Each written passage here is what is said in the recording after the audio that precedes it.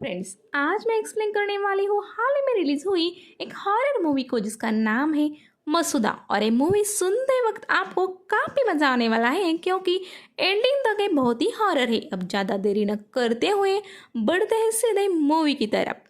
First scene हम 1989 में चित्तूर गांव का देखते हैं। वहाँ हम देखते हैं कि फरदीन और फैजल नाम के दो भाई आधी रात को गांव से भागने की तैयारी करते हैं और डरते डरते गन्ने के खेत से लैंप लगाकर जाते हैं। तभी उनके पीछे हमें एक बुरखे वाली औरत दिखाई देती है और वो औरत इन दोनों को घसीटते हुए कहीं लेकर जाती है। तब नेक्स्ट सीन में हम देखते हैं कि नरगिस नाम की एक छोटी बच्ची अपने चाचा मिर्ताज के पास आकर बोलती है कि वो सबको लेकर गई पुराने बंगले में, मैंने अपनी आंखों से देखा है।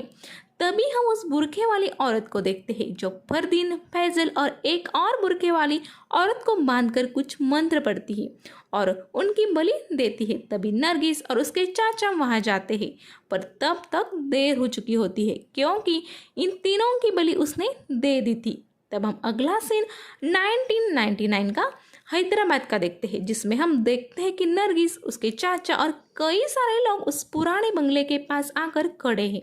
तभी हम देखते हैं कि नरगिस की एक आंख चली गई है क्योंकि 10 साल पहले जब नरगिस अपने चाचा के संग उस पुराने बंगले में जा रही होती है तभी उनका एक एक्सीडेंट हो जाता है और उसमें ही नरगिस की एक आंख चली गई थी। अब हम देखते हैं कि नरगिस के चाचा को पता चलता है कि अब वो बुरखे वाली औरत पहले से काफी ताकतवर हो गई है। तब चाचा हिम्मत जुटाकर एक भगवान की चादर उस औरत के पास लेकर जाते हैं और यही इस सीन कट हो जाता है और बहुत दिनों बाद पुलिस वाले उस घर के पास आ जाते हैं क्योंकि उस घर में से बहुत बदबू आ रही थी, जिस वजह से आसपास वाले लोगों ने पुलिस को बुलाया था। पुलिस अंदर जाकर देखते हैं तो देखते हैं कि एक औरत को बहुत ज़्यादा स्टैप करके मारा था। पुलिस वाले उसका पोस्टमार्टम करते हैं और उसे दफना देते हैं।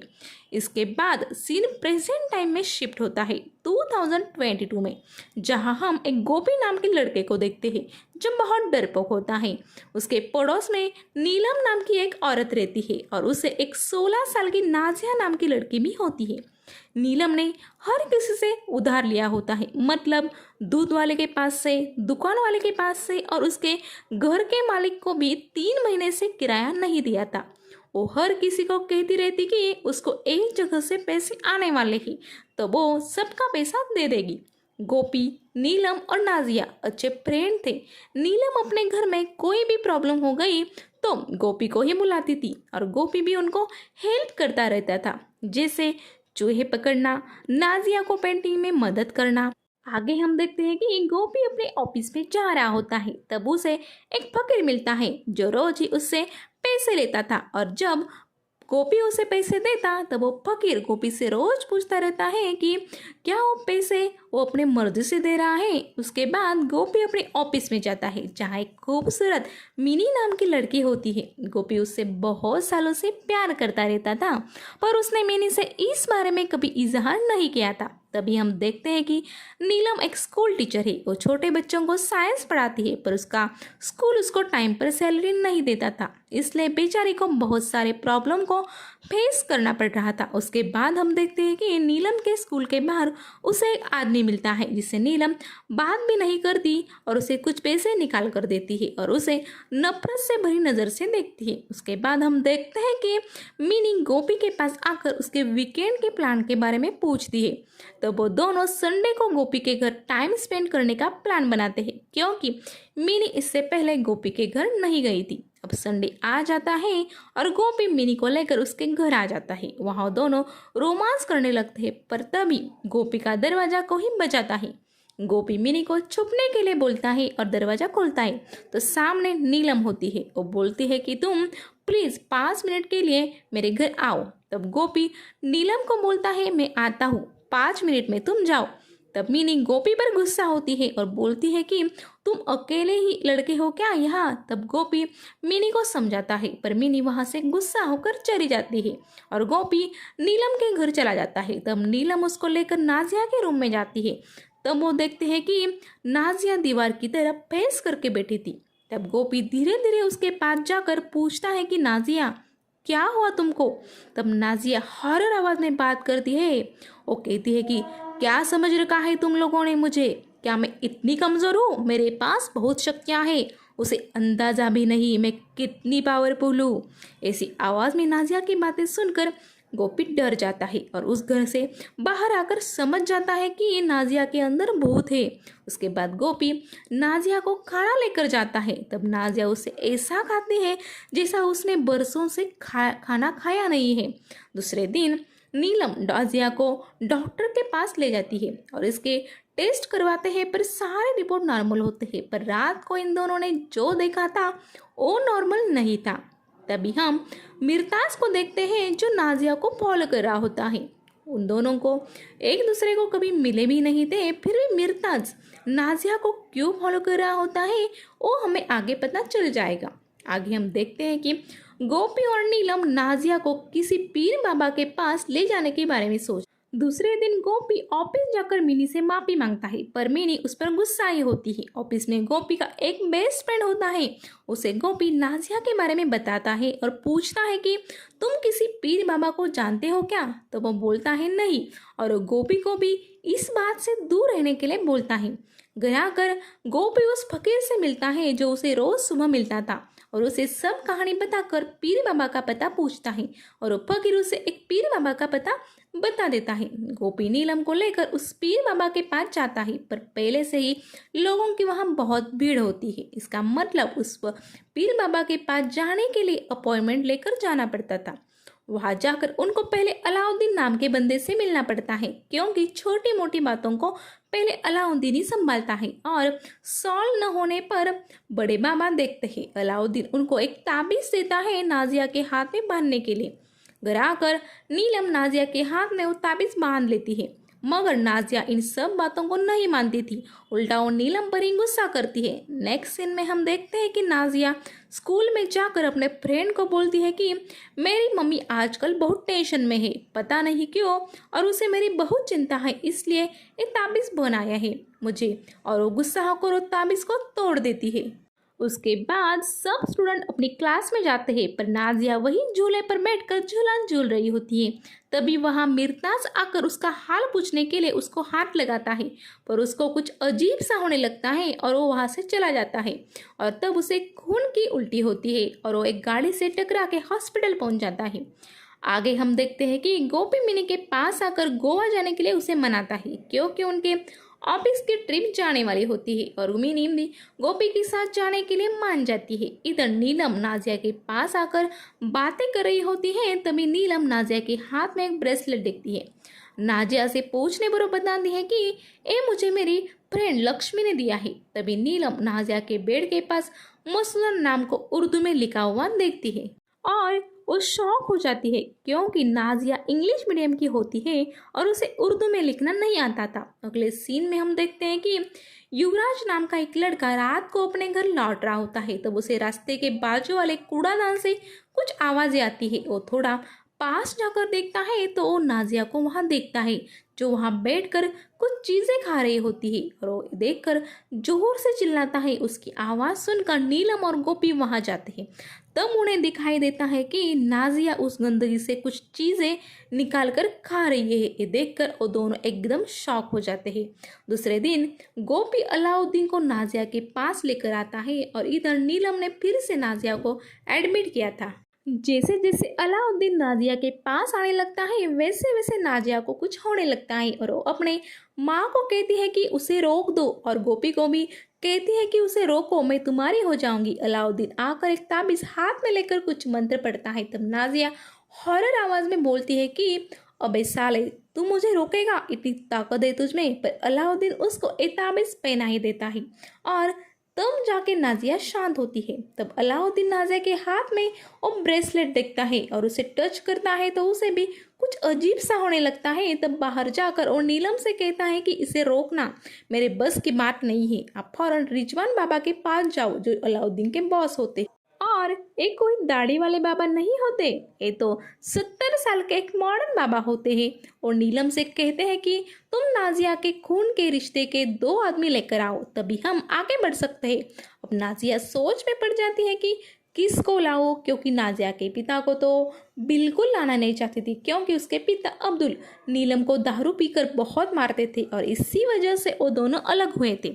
इधर मीनी स्टेशन पर पहुंच जाती है और गोपी को कॉल करके पूछती है किधर हो, क्योंकि वो आज गोवा जाने वाले होते हैं। पर गोपी नाजिया के चक्कर में सब भूल गया था। वो बीमार होने का बहाना बनाता है और मिनी को अकेले ही चले जाने के लिए कहता है, जिस वजह से मिनी फिर एक बार गोपी पर गुस्सा हो जाती है। इधर एक दिन रिजवान बाबा नाजिया को देखने उसके घर आते हैं और वो भी उसके बेड के पास मसूदा लिखा हुआ देखते हैं। तभी रिजवान खिड़की से एक टूटे फूटे घर को देखते हैं।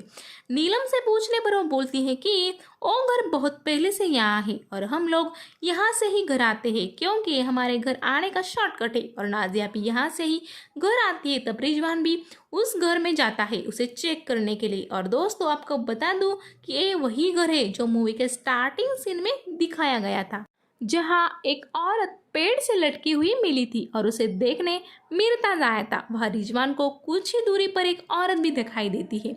उसके घर आकर रिजवान गोपी को उस घर के बारे में इंफॉर्मेशन निकालने के लिए बोलते हैं। तब गोपी ऑफिस आता है। तब उसका फ्रेंड उसे समझाता है कि तुम इस मामले में मत पड़ो, वो तुम्हारी खून की रिश्तेदार नहीं है। पर गोपी उसकी बात नहीं मानता है और ऑफिस से कुछ दिन की छुट्टी ले लेता है और उस घर के बारे में इंफॉर्मेशन निकालता है। और उसके बाद रिजवान के पास जाकर बताता है कि उस घर में कई सालों पहले मसूदा नाम की एक औरत का खून हुआ था और वो खून उसके ही पति ने, जिसका नाम था खाजा, उसने ही किया था और वो मिर्ताज का भाई होता है। पुलिस वालों ने पोस्टमार्टम किया और मसूदा को लाश को दफना दिया। पर 12 दिनों के बाद किसी ने मसूदा की लाश को कब्र से गायब कर दिया और गोपी रिजवान को मसूदा की तस्वीर दिखाता है। तब रिजवान बोलते हैं कि उस दिन शायद यही औरत मुझे उस घर में दिखी थी और यही औरत नाजिया को पजेस करने की कोशिश कर रही है।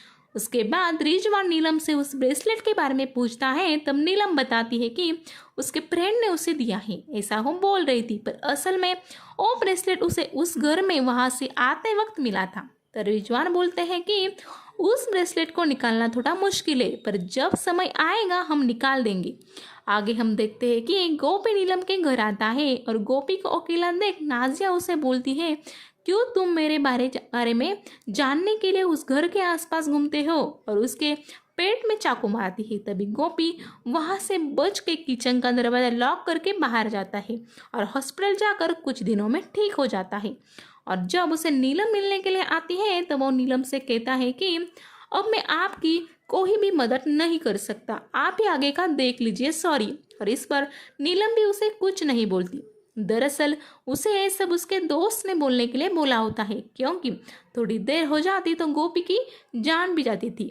अब नीलम को मना करने के बाद गोपी का कभी कहीं भी मन नहीं लग रहा था और इधर नीलम भी सोच में पड़ी थी कि किसको बुलाऊं नाजिया के पास। तभी हम देखते हैं कि गोपी अब्दुल के पास जाता है, जो नीलम का हस्बैंड होता है, और उसे नाजिया के पास चलने के लिए बोलता है। पर वो पहले गोपी से पैसे मांगता है। तब गोपी बोलता है कि कैसे बाप हो तुम, बेटी की इस हालत में भी तुम पैसे लेकर आओगे। तब अब्दुल गोपी को कुछ अनाप शनाप बोलने लगता है और बोलता है कि क्या चल रहा है नीलम और तुझमें, क्यों हेल्प कर रहे हो उसकी। तब गोपी समझ जाता है कि इससे बात करना मतलब टाइम गंवा देना। उसके बाद गोपी चित्तूर डिस्ट्रिक्ट जाता है मसूदा के बारे में जानने के लिए। तब वहां जाकर उसे पता चलता है कि आज सुबह ही मिर्ताज की मौत हो गई है। तब गोपी मिर्ताज के घर जाता है, जहां उसे नरगिस मिलती है।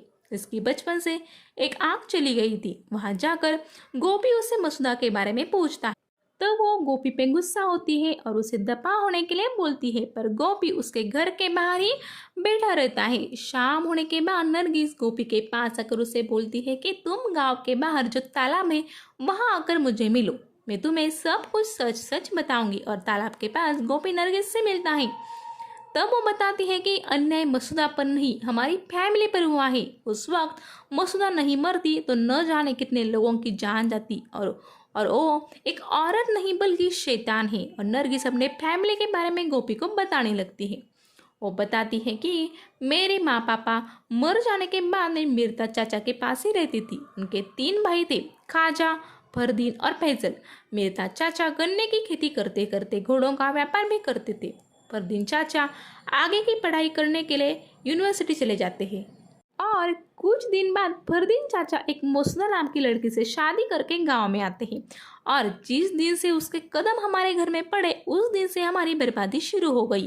वो चोरी चुपके गांव के मर्दों से मिलती थी। मिर्ता चाचा ने इसके बारे में पता किया तब उनको पता चला कि मसुदा काला जादू करती थी। मिर्ताजे देखकर शौक में होता है तभी खाजा को भी मसुदा ने अपने प्यार के जाल में फंसा लिया था। मिर्ताज के समझाने पर भी वो मानता नहीं है और कुछ दिन बाद गांव में एक भयानक बीमारी फैल जाती है।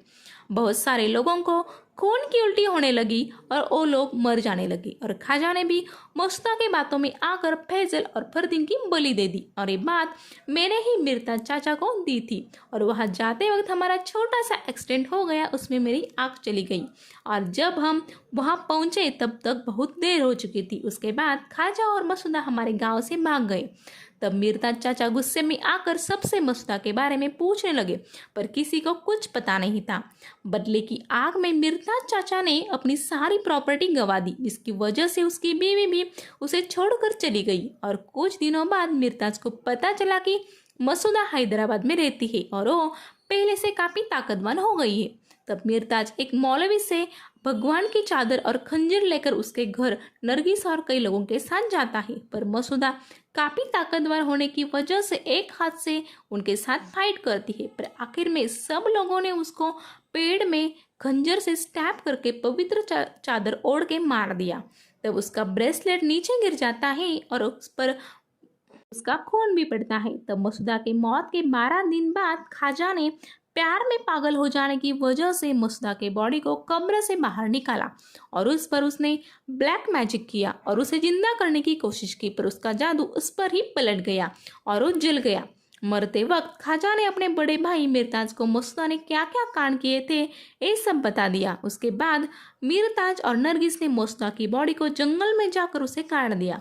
अब हम प्रेजेंट टाइम का सीन देखते हैं जिसमें नरगिस गोपी को बताती है कि पहले तो वो सिर्फ एक बुरी औरत थी पर अब वो बहुत ही भयानक बुरी शक्ति बन गई है और हम अभी भी उसी पवित्र चादर और खंजर से उसे हमारे घर से दूर रोकते हैं।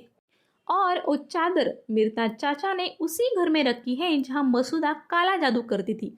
तब गोपी डरते डरते उस घर में जाता है और उस पवित्र चादर और खंजर लेकर नरगिस के पास आकर बेहोश हो जाता है। अब हम अगले दिन का सीन देखते हैं जिसमें नरगिस गोपी को मसुदा के कब्र का एड्रेस बता देती है जहाँ गोपी रिजवान, नीलम, अलाउद्दीन, अब्दुल और कई लोगों को लेकर जाता है। अब्दुल तो 50,000 लेके यहाँ आया था। वहाँ जाकर रिजवान नीलम और गोपी को बोलता है कि रात के ठीक 2 बजे मसुदा की कब्र खोदकर उसके ऊपर तुम दोनों को एक चादर डालनी है, तब जाके मसुदा का शक्ति कम हो जाएगी और तभी हम नाजिया के हाथ से वो ब्रेसलेट निकाल सकते हैं। और वो अलाउद्दीन को भी बताते हैं कि तुम्हें नाजिया को पकड़ के उसके हाथ से ब्रेसलेट निकालना है। अब नीलम और गोपी मसुदा की कब्र को ढूंढ लेते हैं और इधर अलाउद्दीन भी नाजिया को जंजीरों में बांध देता है। नाजिया का ये रूप देखकर अब्दुल डर जाता है और बोलता है कि इसमें मेरी जान भी जा सकती है, मुझे 2 लाख रुपए आप देंगे तो ही मैं रुकूंगा। इधर नीलम और गोपी को मसुदा का कब्र मिल जाती है और वो उसे खोदते हैं और फाइनली उनको मसुदा का कंकाल मिल ही जाता है। गोपी उस पर चादर डालने के लिए नीलम से चादर मांगता है पर चादर गायब होती है और नीलम चादर को ढूंढने के लिए जंगल में जाती है और इधर गोपी के साथ हॉरर घटनाएं घटने लगती है। मसुदा का कंकाल उसे अंदर खींचने लगता है और गोपी बेहोश हो जाता है। तब नीलम गोपी को होश में लाती है और उसे जंगल में चादर ढूंढने के लिए लेकर जाती है। इधर नाजिया सब लोगों को चकमा देकर वहां से भाग जाती है। नरगिस, उसका भतीजा और एक और बंदा उसे ढूंढने निकलते हैं। मौका देखकर नाजिया रिजवान के एक आदमी को उल्टा लटका के मार देती है और अब्दुल वहां से भागने लगता है तो नाजिया उसे भी मार देती है। इधर जंगल में ये दोनों चादर को एक पेड़ पर लटका हुआ देखते हैं। मुश्किल से गोपी उस चादर को निकालता है और चादर निकालते वक्त वो जख्मी भी हो जाता है। अब ये दोनों चादर लेकर जब मसुदा के कब्र के पास जाने लगते हैं तब पीछे से मसूदा इनको आवाज़ देती है, मगर रिजवान ने इनको कहा था कि चादर डालते वक्त पीछे मत देखना। तभी पेड़ की एक डाली नीलम के पैर पर गिर जाती है और अब अकेला गोपी ही चादर डालने जाता है। तभी मसूदा का कंकाल उसे मारने लगता है और दोस्तों इसे इतना भयानक है कि इसे देखते वक्त सच में हमारे रोंगटे खड़े हो जाते हैं।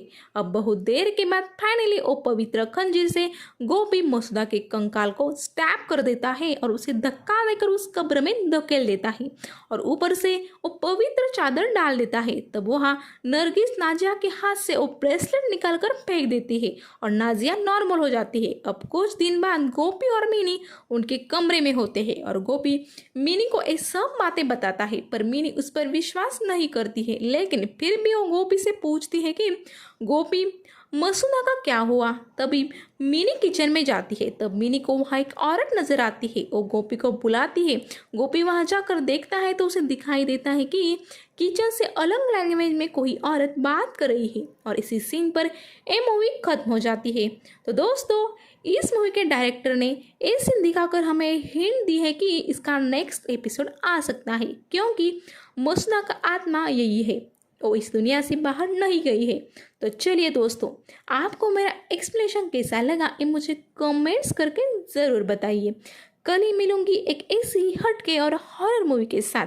तब तक के लिए आप सब खुश रहिए, हंसते रहिए। इसी दुआ के साथ मैं आपसे लेती हूँ विदा। Bye bye.